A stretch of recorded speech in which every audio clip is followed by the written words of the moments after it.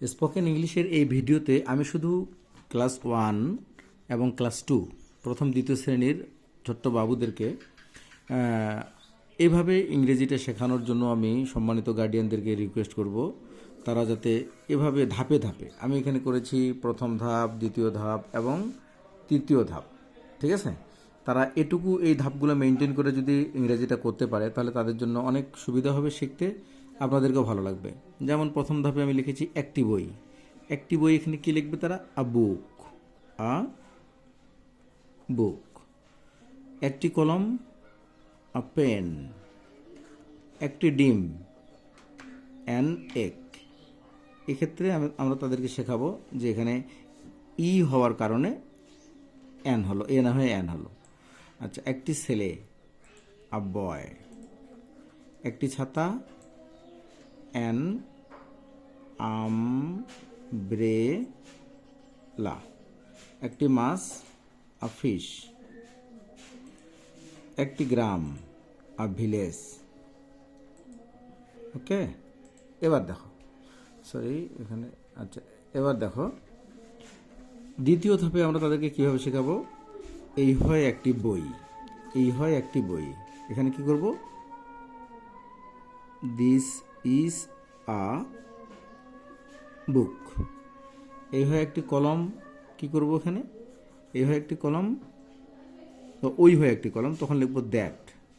That is a pen. That is a pen. এই হয় একটি ডিম, তখন কি লিখব? This is an egg. ওই হয় একটি ছেলে, ওই হয় একটি ছেলে, that is a boy. That is a boy. Okay, এই হয় একটি ছাতা, এখানে কি লিখব? This is an umbrella. An umbrella. Okay, এবার তৃতীয় ধাপে তাদেরকে আমরা শেখাবো এইভাবে। আমার একটা বই আছে, আমার আছে I have. I have a book. Okay, তার একটা কলম আছে, তখন শেখাবো he has. He has a pen. আমার একটা ছাতা আছে, আই হ্যাভ অ্যান আমব্রেলা। তার একটা ছাতা আছে, হি হ্যাজ অ্যান আমব্রেলা। আমাদের একটা গাভী আছে, we have. We have a cow.